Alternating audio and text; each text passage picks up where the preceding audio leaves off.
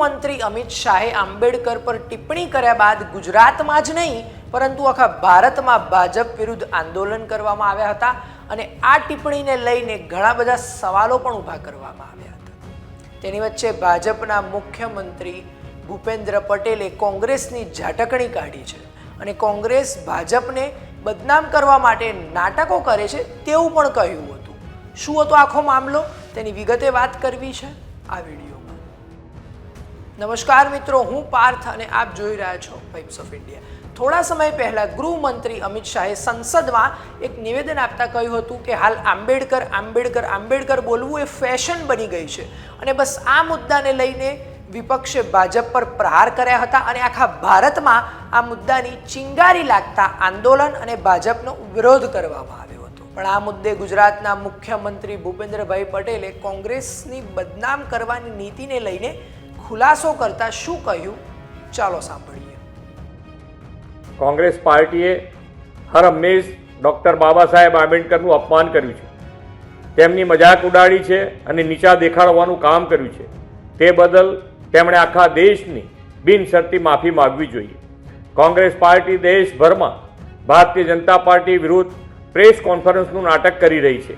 જે કોંગ્રેસે દેશના મહાન સપૂત ડૉક્ટર ભીમરાવ આંબેડકરને હંમેશા અપમાનિત કર્યા છે, આજે એ જ પાર્ટી બાબા સાહેબ માટે પ્રેમ અને લાગણી હોવાનો દેખાડો કરી રહી છે।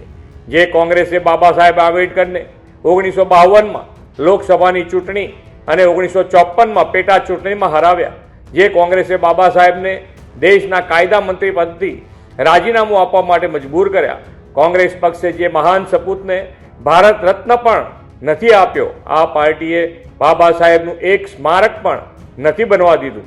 આદરણીય મોદીજીની સરકારે લંડનમાં જ્યાં બાબા સાહેબ રહેતા હતા ત્યાં તેમનું સ્મૃતિ સ્મારક બનાવ્યું, દિલ્હીમાં તેમના નિવાસ સ્થાને સ્મૃતિ સ્મારક બનાવ્યું, નાગપુરની દીક્ષા ભૂમિ અને મુંબઈની ચૈતન્ય ભૂમિ ખાતે સ્મૃતિ સ્મારક બનાવ્યું।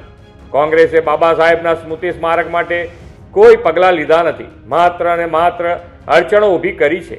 તેમની સામે દેશભરમાં નહેરુ, ઇન્દિરા ગાંધી, સંજય ગાંધી અને રાજીવ ગાંધી નામ પર સેંકડો સ્મારક, હોસ્પિટલ અને રોડ રસ્તાના નામ રાખી દીધા છે। એ કોંગ્રેસ પાર્ટી આજે બાબા સાહેબ આંબેડકરના નામ પર પ્રેસ કોન્ફરન્સ કરી રહી છે।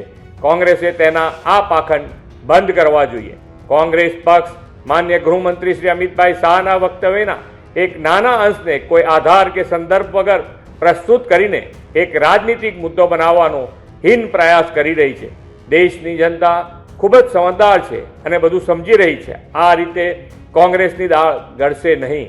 કોંગ્રેસ પક્ષે બાબા સાહેબને ભારત રત્ન, પદ્મભૂષણ કે પદ્મ વિભૂષણ સન્માન જ ના આપ્યું, પરંતુ બાબા સાહેબને ચૂંટણીમાં હરાવનાર નારાયણ સદોબા કાજરોલકરને 1970માં પદ્મ વિભૂષણથી સન્માનિત કર્યા। કાજરોલકર માટે પંડિત નહેરુએ ચૂંટણી પ્રચાર કર્યો હતો। આ છે કોંગ્રેસની હકીકત। કોંગ્રેસ પાર્ટીનો આવો આંબેડકર વિરોધી ચહેરો અને તેમના વિરુદ્ધની વિચારધારાનો આખો ચિઠ્ઠો ભાજપ જનતા સમક્ષ મૂકશે। ભાજપનું સ્પષ્ટ માનવું છે કે દેશના નિર્માણમાં જેમણે પણ પ્રામાણિકતાથી પોતાનું યોગદાન આપ્યું છે તે બધા જ લોકોનું સન્માન થવું જોઈએ, જ્યારે કોંગ્રેસ માત્ર એક પરિવારનો જય જયકાર કરવામાં રચી પચી રહી છે।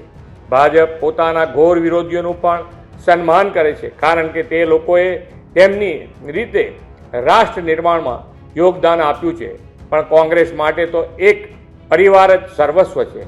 કોંગ્રેસ પાર્ટી બાબા સાહેબના થયેલા અપમાનોનું બાથું લઈને ચાલે છે। કોંગ્રેસ પાર્ટી એ નાટક બંધ કરી દેવું જોઈએ।